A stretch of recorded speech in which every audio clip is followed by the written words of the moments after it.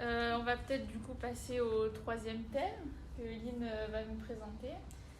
Alors, nous allons à présent aborder le troisième thème qui est l'intelligence artificielle. L'intelligence artificielle au sein de la justice nous amène à traiter principalement ce qu'on appelle les legal tech. Et donc il s'agit de la rencontre entre le domaine légal et le domaine technologique, autrement dit les technologies mises au service du droit. On se rend compte que dès que le numérique s'immisce dans un domaine, ce dernier rapidement est grandement bouleversé. Et donc on peut craindre un bouleversement de notre système juridique suite à l'émission des technologies impliquant l'intelligence artificielle au sein du droit. Ce qui peut susciter différentes interrogations, notamment savoir si l'intelligence artificielle dans le cadre de la justice ne représenterait pas un danger pour les droits fondamentaux. Et à titre d'exemple, on en parlait tout à l'heure, les legal tech en France actuelle, 39% sont des rédactions d'actes et de documents juridiques et 21% sont de l'information. Et l'arrivée de l'intelligence artificielle peut susciter différentes interrogations, ce qui m'a amené à me poser la question de savoir comment garantir l'accès aux juges ou encore les droits de la défense avec l'arrivée de l'intelligence artificielle, et doit-on craindre une modification des professions juridiques telles que avocat ou magistrat? Qui a envie de commencer? Moi je pense que la réponse elle réside dans la particularité même d'une affaire en fait. C'est tellement individuel que vous ne pouvez pas le traiter par ce genre de mesure. Vous pouvez faire rédiger votre mémoire avec un logarithme, etc., qui s'appuie sur les jurisprudences habituelles, etc. Mais vous n'allez jamais pouvoir couvrir exactement votre cas. Ça n'existe pas, hein, je veux dire. Sinon, ça serait facile pour vous. Ça existerait déjà. Moi, j'ai une question à poser à toute l'audience là. Qui a testé ChatGPT? Ah mais on allait en parler. Non, moi, ouais, d'accord. Testé, qui a testé ChatGPT pour un exercice juridique, quel qu'il soit? Alors. Moi je l'ai fait pour voir les étudiants quelles réponses ils pouvaient m'apporter à leurs devoirs. Et donc, qu'est-ce que tu en retiens? Qu'il y avait des citations qui n'existaient pas, qui étaient parcellaires. Ouais, ça se détecte facilement quand c'est fait par ChatGPT. Et en fait, ils font des citations qui correspondent à la question en omettant certaines parties de la réponse. Donc, la citation, elle n'est pas à propos, et c'est pour bien le contexte, etc. Et le travail de fond, généralement, il est super bien, il faut le dire. Ouais. Ah bon? Ouais, c'est vraiment bien fait. Dans la collecte d'informations. La collecte d'informations globale, elle est la très, synthèse. très bonne. Alors, par ouais. contre, c'est un super le raisonnement global, l'évolution, si on cherche un effet entonnoir, mais oui. il n'y est pas, en fait, il n'y a pas de continuité. C'est vraiment un travail de globalité. Donc, il y a une recherche, il y a toutes les infos qu'on attend. Ça, c'est chouette. Il n'y a pas de raisonnement particulièrement intelligent. On ne peut pas remplacer l'humain. Oui, c'est un outil. Après, par contre, c'est à chaque fois, si je ne me trompe pas, je vais essayer, mais on en a entendu parler. Je crois que c'est même une question qui est posée à chaque fois de la même façon, la réponse est toujours différente. Oui, ça avec, change. Des données différentes, ouais. Vraiment, c'est bien fait quand même. Alors moi j'utilise ChatGPT tous les jours, je m'amuse avec.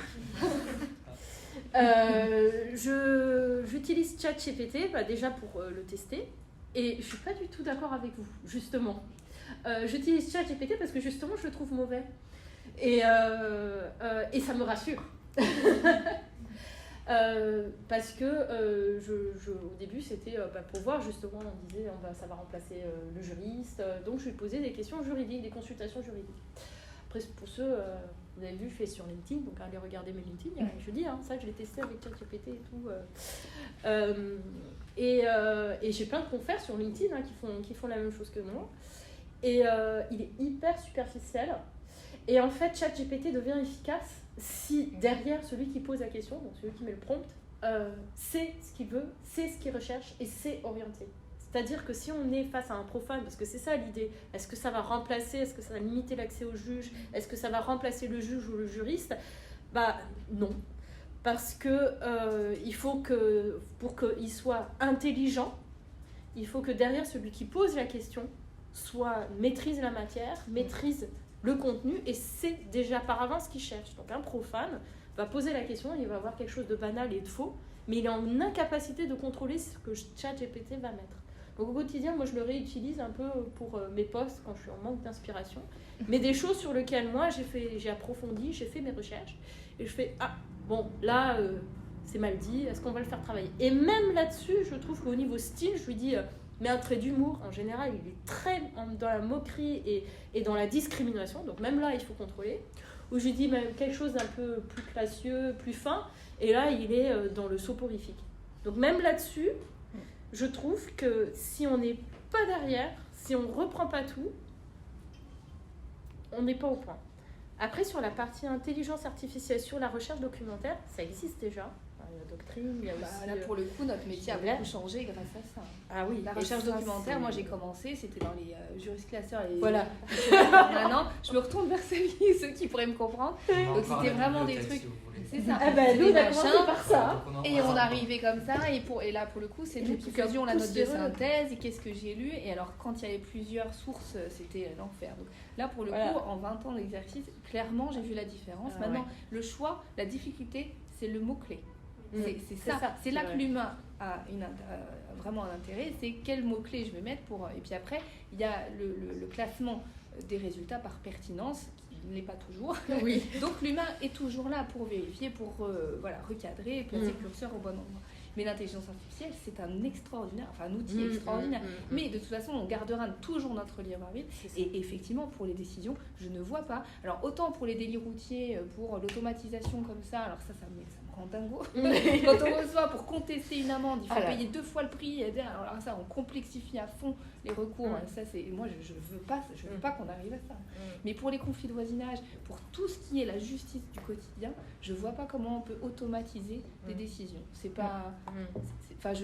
Techniquement, je vois pas, parce qu'il faudrait un algorithme avec des critères qui seront décidés quand même par des humains, déjà. Donc, et puis derrière, on peut avoir des barèmes, on peut avoir je sais pas, une espèce de statistique sur notamment les dommages-intérêts. Moi, j'aimerais bien savoir notamment les dommages-intérêts en préjudice moral, en droit d'auteur, combien on pourrait demander, entre combien et combien, le risque, la valeur en litige, etc. Mais derrière, la décision, elle est tellement dépendante des parties, des moyens. Encore une fois, si c'était si simple, si c'était du blanc ou du noir, les codes suffiraient, les lois suffiraient. Je ne sais même pas s'il y aurait des magistrats, et il n'y aurait évidemment pas d'avocats, parce qu'on n'aurait pas de discussion possible. Dès lors qu'il y a discussion possible, il ne peut pas y avoir automatisation. Excusez-moi, je rebondis juste parce que c'est exactement ma deuxième partie, la deuxième partie de la question, et j'avais dit justement qu'il y a les algorithmes, et les algorithmes, les critères qui sont rentrés dedans sont faits par des hommes. Oui, mais il y a un libre arbitre. Ils peuvent être discriminants, les critères qui sont rentrés dans les algorithmes, et ça peut aussi influencer l'appréciation du juge. Ou par exemple, ça va être une règle qui s'applique à toutes les situations. Alors bien sûr, le juge est là pour contrôler derrière, pour que ce soit qu'il n'y ait pas de subjectivité. Mais la question du coup, c'était est-ce que la justice prédictive, donc avec les algorithmes, etc., mènera-t-elle à une automatisation des décisions de justice, niant toute subjectivisation de l'affaire, et donc avec les algorithmes, etc., serait discriminant et déshumanisation de la justice. Deux aspects toujours. Vous avez une certaine garantie, parce qu'on a quand même aujourd'hui aussi on avait surtout par le passé un problème, c'est que parfois une même situation était appréciée très différemment. Donc ces outils-là qu'on a aujourd'hui, les bases de données, l'open data, l'accès à tout un tas d'informations, permet quand même d'harmoniser un petit peu les pratiques en matière notamment de montant d'indemnisation. Ça pouvait être très différent.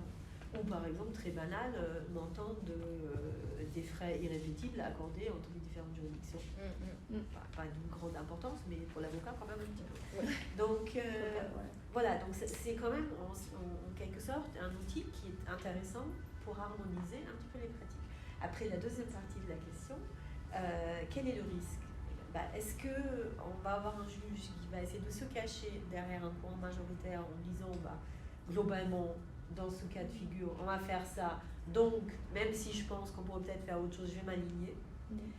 Ou est-ce qu'on va avoir quelqu'un qui va dire ok, ça se fait globalement de cette manière-là, mais dans des cas très particuliers, j'ai aussi des décisions un petit peu contraires, et je vais rester dans cette logique-là, et je vais continuer avec ma réflexion et à continuer ça. Si on serait dans cette hypothèse-là de la justice prédictive, on n'aurait plus de revirement de jurisprudence. Donc c'est quelque chose qui n'est pas envisageable. La société évolue, forcément les jurisprudences vont évoluer. Donc on ne peut jamais arriver complètement à une automatisation, ça ne fonctionne pas, au-delà des spécificités de chaque situation. Mais même, voilà, on pourrait dire pour un permis, ça pourrait être très simple, mais en fait non, ça ne l'est pas non plus finalement. Donc on parlait tout à l'heure des contentieux de masse, soi-disant contentieux de masse, mais un problème droit des étrangers, oui, ça doit être un contentieux de masse sur le papier, mais il n'y a jamais deux affaires qui sont pareilles. Donc c'est toute la difficulté, ce que je disais tout à l'heure. Donc je pense que c'est des outils qui sont vachement importants et qui nous ont vachement facilité le travail. Sur la recherche, clairement. On gagne un temps fou, et puis on a accès à des informations de la Cour de justice européenne. On a augmenté en qualité aussi. Bon, ça reste onéreux pour certains logiciels quand même, hein, parce qu'on n'a pas tous accès, enfin tous les cabinets n'ont pas accès à ces logiciels. Alors pour tout ce qui est open data, ça oui, ok, tout le monde y a accès, mais les logiciels très performants avec l'intelligence artificielle, c'est souvent des logiciels qui sont très onéreux, qui sont à plusieurs milliers d'euros par année ou par mois. Là, il y a Predictis notamment, j'ai regardé hier justement exprès, c'est 200 € par mois. Donc tous les cabinets n'ont pas accès à ça et surtout on n'en a pas l'utilité au quotidien.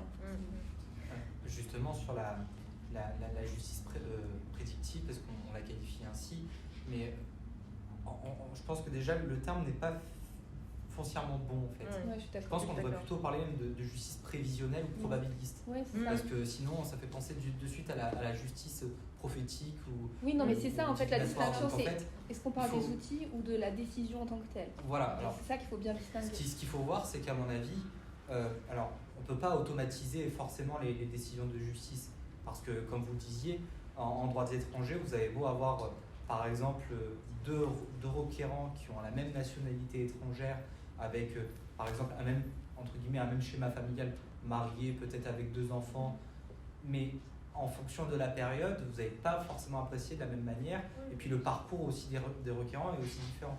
Donc cette subjectivisation aussi des décisions de justice, l'intelligence artificielle pour moi ne sera pas en capacité de l'apprécier.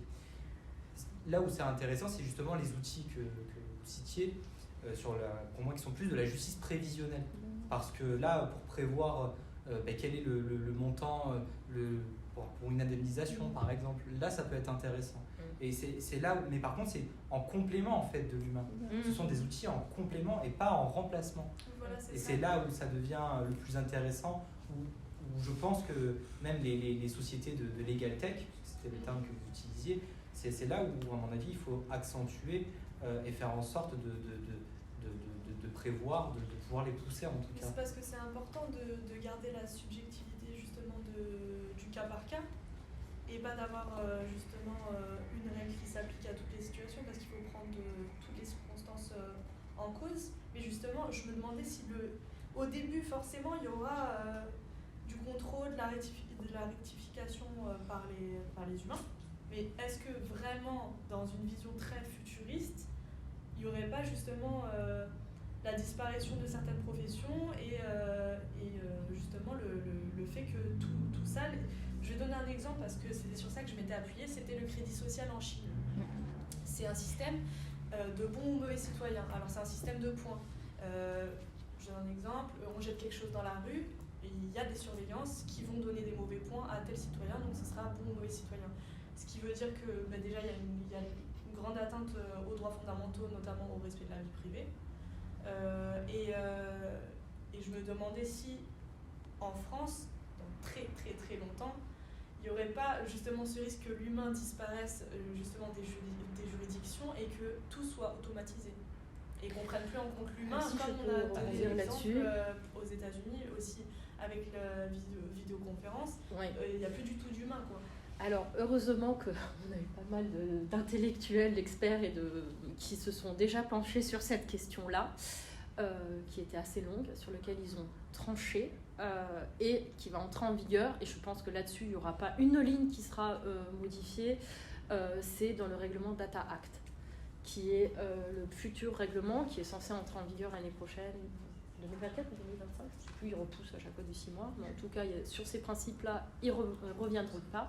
Sur le principe de la notation sociale, qui est considérée comme foncièrement interdit, contraire aux droits de l'homme, et sur le principe parce que ce que vous parliez au début, de la subjectivité, des contrôles en fait, des moyens subjectifs des algorithmes. pour moi, le problème, il n'est pas là. C'est pas l'algorithme qui est subjectif. L'algorithme, il est neutre.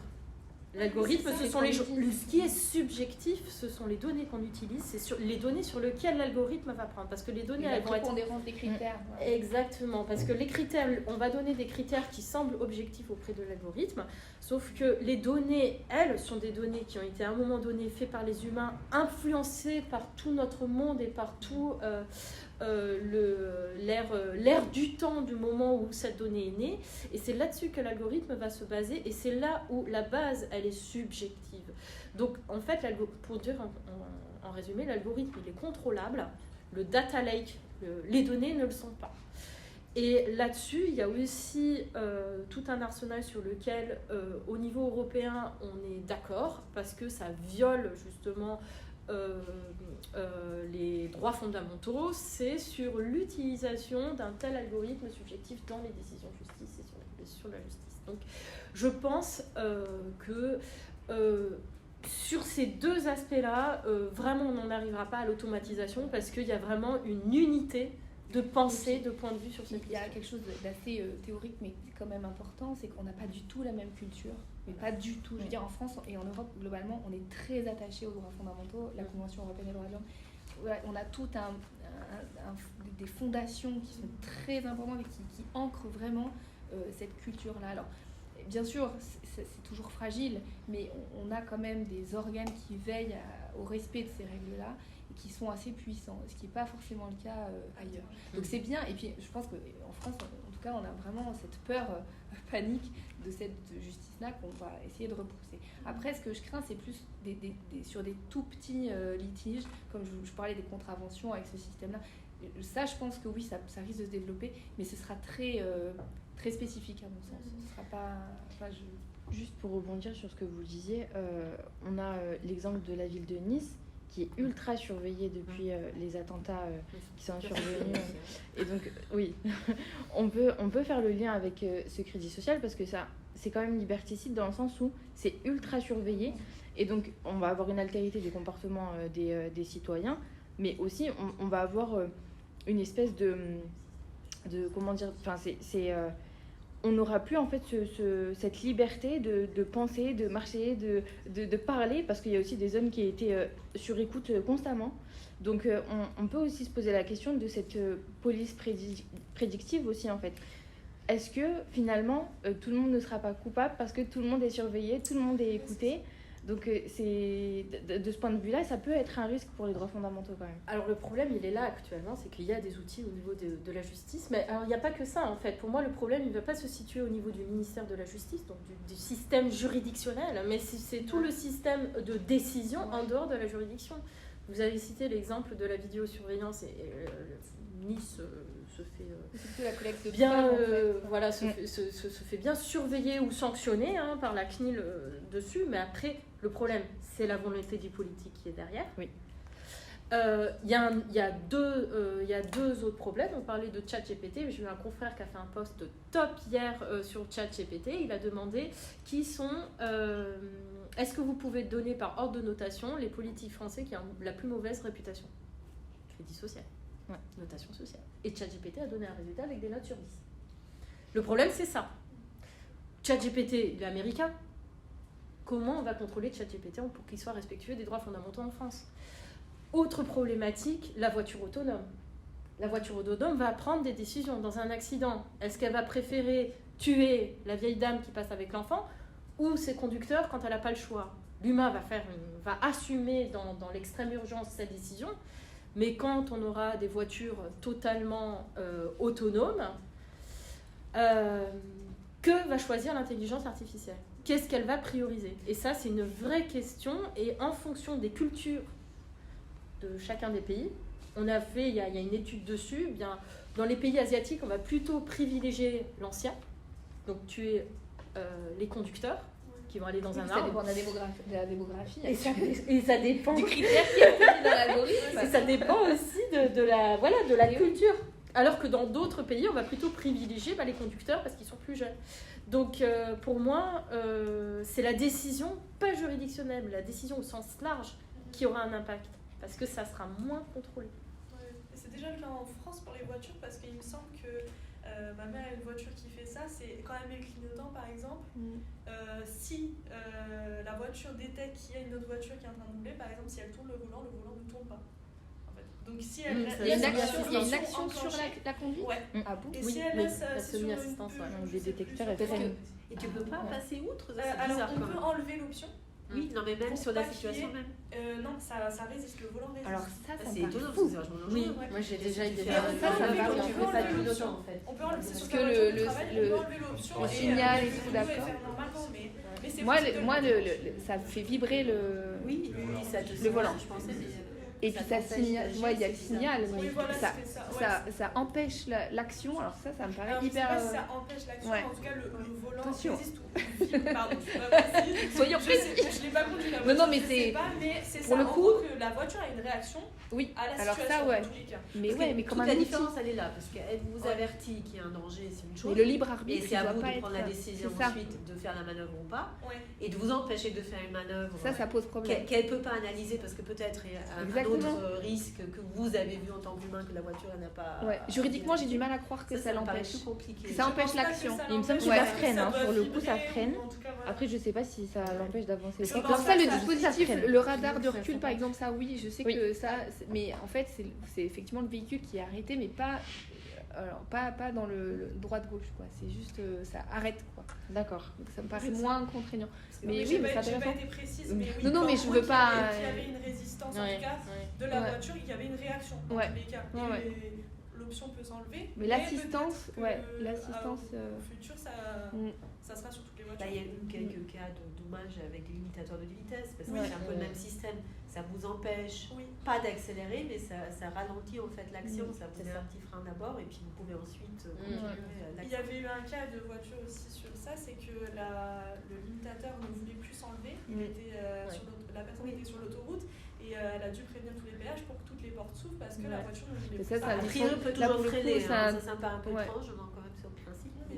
Non, mais après, le dysfonctionnement, on peut pas raisonner Oui. sur la base d'un dysfonctionnement. Oui. Mais ça, c'est justement le risque du numérique et de l'assistance. Ouais. Mais si c'est que de l'assistance, encore, je pense qu'effectivement, c'est moins compliqué. Le libre, en fait, ce qu'il faut dans ce débat-là, il faut vraiment laisser le libre arbitre à l'humain en dernier lieu. Il faut qu'il y ait toujours l'intervention d'un humain pour rectifier le tir justement des machines qui sont par définition imparfaites. Tant qu'on a ça, on est à peu près, on a une garantie, quoi. Mais si c'est totalement automatisé et que, ou sinon, on ferme les recours, on complexifie les recours, comme je parlais pour les contraventions, parce que là, pour le coup, c'est quand même, on est sanctionné sans jugement, pour le coup, hein. On est obligé de faire confiance à des machines qui relèvent des vitesses, et si on veut contester, et ben, c'est quand même un petit peu fastidieux. Il y en a plein qui disent c'est plus facile de payer 45 € maintenant que 90, et puis après avoir une décision dans je sais pas combien de mois, et ça se trouve avec une amende majorée. Donc on dissuade quand même beaucoup le contrevenant de faire un recours. Donc, voilà, ça c'est plus ça qui m'effraie, mais si derrière il y a toujours une possibilité de recours et un magistrat ou un humain en tout cas qui vient rectifier le tir, ça me pose moins de problèmes.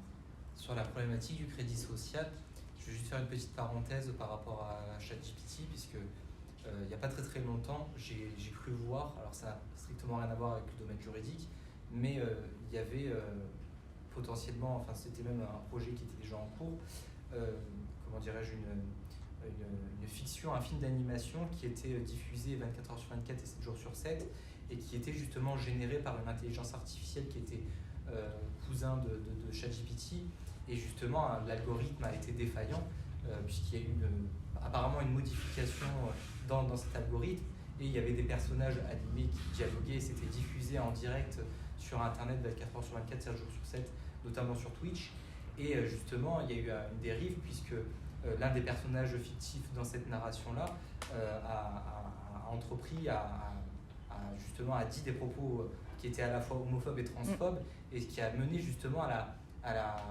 finalisation de cette fiction, de ce film d'animation, puisque en plus le compte sur Twitch a été suspendu pendant 2 semaines.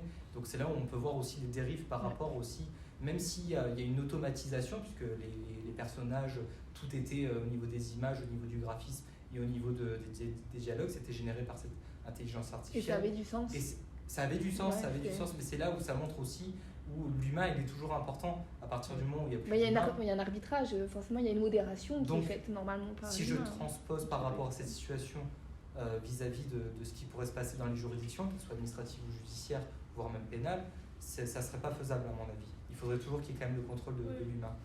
Sur le crédit social, on n'a pas parlé d'une chose, on a éclipsé un élément, mais qui est pour moi hyper important, c'est aussi quand même l'analyse des décisions de justice par rapport aussi au juge qui va rendre la décision de justice.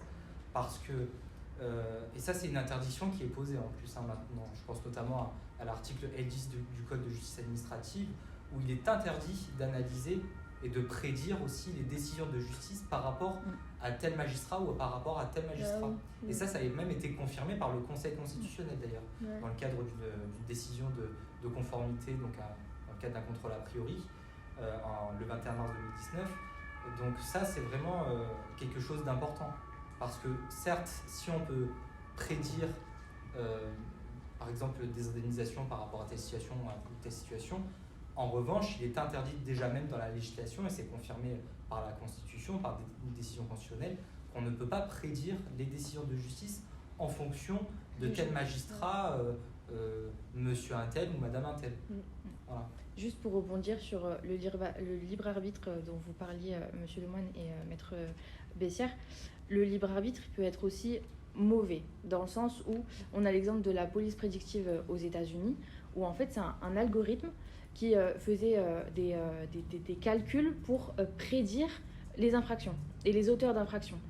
Et en fait, des sénateurs qui étaient complètement contre ce système, parce que ce système en plus était discriminatoire et visait majoritairement la population afro-américaine, se sont rendus au Sénat et ont utilisé cet algorithme pour dire que tel sénateur et tel sénateur qui étaient eux-mêmes afro-américains ou d'autres cultures étrangères, en tout cas à celle des États-Unis, étaient eux-mêmes visés par cet algorithme-là. Donc on peut aussi dire que l'algorithme, certes, il faut un libre arbitre de l'humain derrière, mais encore faut-il que cet humain soit lui-même animé par les droits fondamentaux et les droits de l'homme d'une manière générale, parce que ça peut donner lieu à des dérives, mine de rien.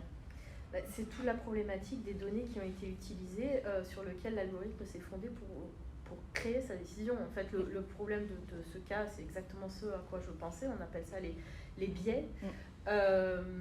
C'est que forcément la donnée originelle est subjective et elle est discriminatoire, entièrement influencée par son environnement lorsqu'elle est née.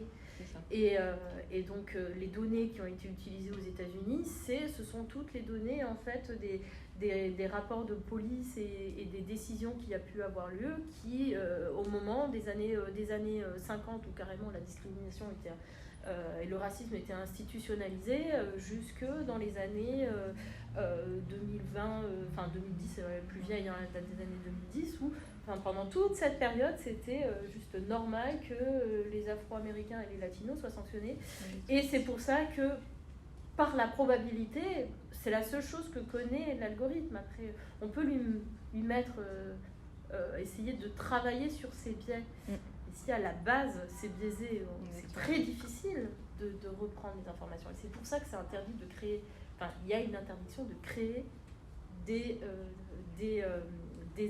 intelligences artificielles qui sont fondées sur ce genre de critères, comme c'est le cas aux États-Unis, comme c'est le cas en Asie. Parce que par défaut, ça sera discriminatoire. Et bien, je vais laisser place aux questions du public s'il y en a. Même sur tout ce qui a été dit dans la matinée. Oui, d'une manière générale. Ah oui, une petite question juste pour revenir sur le premier thème, question que Madame Bessières m'a gentiment soumise. Pardon. Est-ce que vous avez déjà assisté à un procès, et est-ce que donc les procès filmés, vous apporterez quelque chose de ce point de vue-là?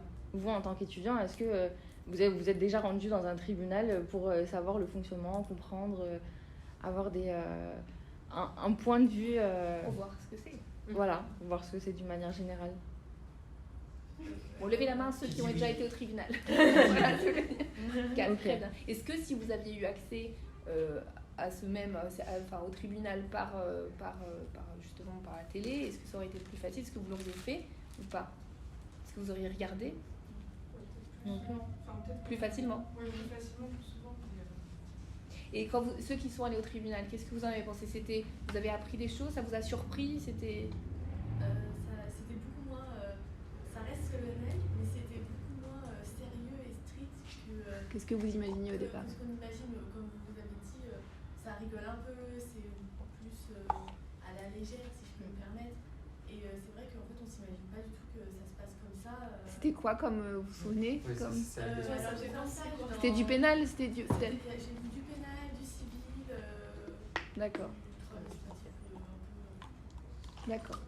Et les autres, vous étiez allés voir quoi? Je ne sais plus qui a levé la main tout à l'heure. Ouais. Moi, je pense que c'est pas pareil avec la réalité, les bruits dans la salle, l'ambiance, les émotions, les gens qui délirent un peu. Moi, je vois ça un peu comme un spectacle sur le moment. Je suis là, je suis bouche bée, j'attends ce qui va se passer ensuite. Je pense que virtuellement, ça. Et oui, parce que ce sera focalisé sur certaines personnes et on n'aura pas toute l'ambiance peut-être de la salle. Ouais. Et puis il y a le montage aussi, qui pourrait aussi occulter des parties du procès qui sont nécessaires à la compréhension de l'affaire. Donc, Et puis l'interaction aussi, elle est hyper importante. La gestuelle, l'expression corporelle, ça il y a un truc dont on n'a pas parlé aussi, c'est que quand on est filmé, moi quand j'ai fait du pénal, il y a plein de fois où je parlais aux clients de manière un petit peu discrète. Et ça, je crois que j'aimerais pas trop que ça reste, que ce soit visible. La loi prévoit que les échanges donc, entre les avocats et leurs clients seront garantis. Mais encore une fois, que ce soit dans la loi ou dans le décret, rien n'est prévu. C'est ça le problème.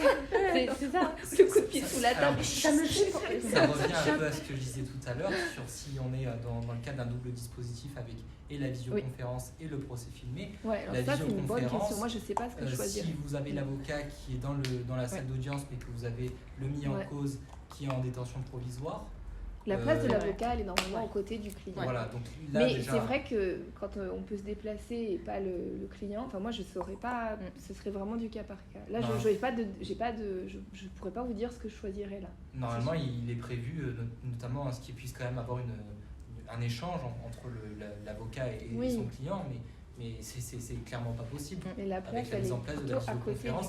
Et en plus, si c'est filmé, alors là, ça sera encore moins possible. Du coup, c'est là où ça devient ça me fait penser à un arrêt qui est sorti cette semaine de la CJUE,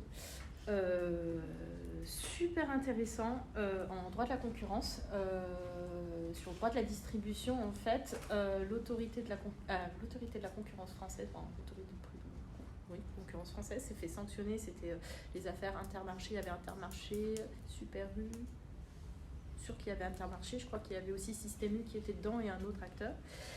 Et la question, c'était sur... Alors, c'était pas tout à fait c'était pas dans le cadre d'un contentieux, mais c'était dans le cadre d'un contrôle sur des ententes entre justement ces acteurs qui s'étaient entendus et sur l'enregistrement de la preuve. C'est-à-dire qu'en fait, l'autorité de contrôle, pour pouvoir sanctionner au regard du droit de la concurrence cette concertation, c'était une concertation, était allée voir des sous-traitants, donc je suppose des industriels en fait, qui sont dans la vente de grande distribution, pour les interroger sur des faits qu'auraient commis en fait les acteurs donc de supermarchés. Et sur cette base-là, les sanctionner. Et ce qui est intéressant, c'est que la CJUE a cassé la décision de l'autorité de la concurrence et de la Cour de cassation, parce que c'était une question permis en fait sur le critère, pour aller plus vite, sur le critère de vous n'avez pas enregistré de manière verbale l'interrogation pendant votre période de contrôle, donc vous ne pouvez pas prouver, comme vous n'avez pas d'éléments de preuve verbale parce que c'était des échanges téléphoniques, vous ne pouvez pas prouver la réalité de la concertation et des échanges qu'il y a eu. Et moi, ça m'a fait rebondir sur... je fais beaucoup de contentieux CNIL, en fait. J'accompagne les clients sur le contrôle CNIL.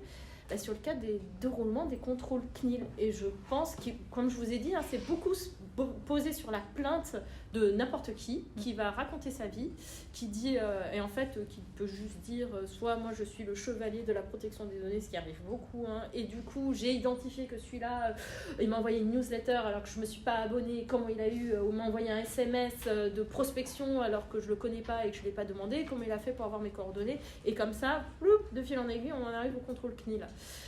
Ils échangent, le contrôleur CNIL échange avec le plaignant justement parce qu'il traite toutes les demandes, et ensuite aujourd'hui quand il va aller voir le responsable de traitement, donc l'entreprise qui a orchestré cette violation de données, ce défaut de droit, excusez-moi, je suis en train de recevoir ce défaut de droit. Ah oui, je suis ça m'énerve. Oui. Ça m'énerve parce que là au niveau des droits fondamentaux, n'enregistrez pas cette partie-là, sinon je vais me faire allumer par la clé. Voilà. Au niveau des droits de contradictoire du droit de la défense, on arrive devant le contrôleur qui nous met sur des faits accomplis, qui ne nous donne pas le contenu de la plainte et qui se base sur des oui-dire. Pour parler de banalisation, hein, c'est pas mal la banalisation. Sur des oui-dire, il paraît que le plaignant se plaint que vous faites ceci, cela, ou il paraît que le sous-traitant dit que vous faites ceci, cela. Et c'est comme ça qu'on va venir vous contrôler et vous sanctionner. Ouais, mais et j'ai peur. Dans les enquêtes de police, tu l'as souvent ça. Hein. Oui, mais j'ai les informateurs, peur. Dont tu connais rien, tu sais rien, et en fait c'est le gars d'à côté. Enfin, j'ai très peur que en fait cette décision de la CJUE va institutionnaliser l'enregistrement des contrôles dans les administrations qui vont déboucher sur du contentieux, enfin, notamment sur la CNIL.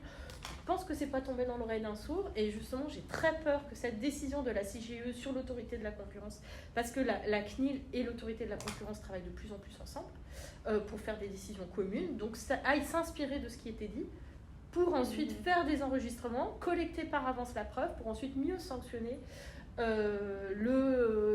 sur de la protection des données, et pour moi là ça se baser sur des oui-dire pour baser sans preuve autre que des affirmations faites sans véritablement contrôler le contenu des affirmations, c'est un vrai danger. Tu n'as aucun contrôle dessus, tu peux pas tracer en fait l'origine de ces informations, mais c'est comme la vidéosurveillance avec des caméras de mauvaise qualité, on va dire que c'est vous qui avez jeté ce mégot-là, mais en fait comment on peut savoir que c'est vraiment lui, et puis comment je peux savoir que je suis enregistrée, que mon image est diffusée, enfin c'est la collecte de preuves et le contrôle de ces preuves et ce qu'on va en faire derrière qui sont problématiques. Je vais laisser la parole à Camille qui va conclure. Du coup, je vois qu'il n'y a plus de questions. Nous allons dès à présent clôturer le débat. Alors, nous tenons à vous remercier déjà, vous intervenants, ainsi que le public, pour tous ces échanges enrichissants qui vont nous permettre par la suite de rédiger un article que nous diffuserons sur le site internet de notre faculté, ainsi que sur les réseaux sociaux de notre promotion. Nous espérons que vous avez apprécié cette matinée et nous tenons encore à vous remercier d'avoir participé à notre projet. Merci à vous, merci pour l'invitation et merci.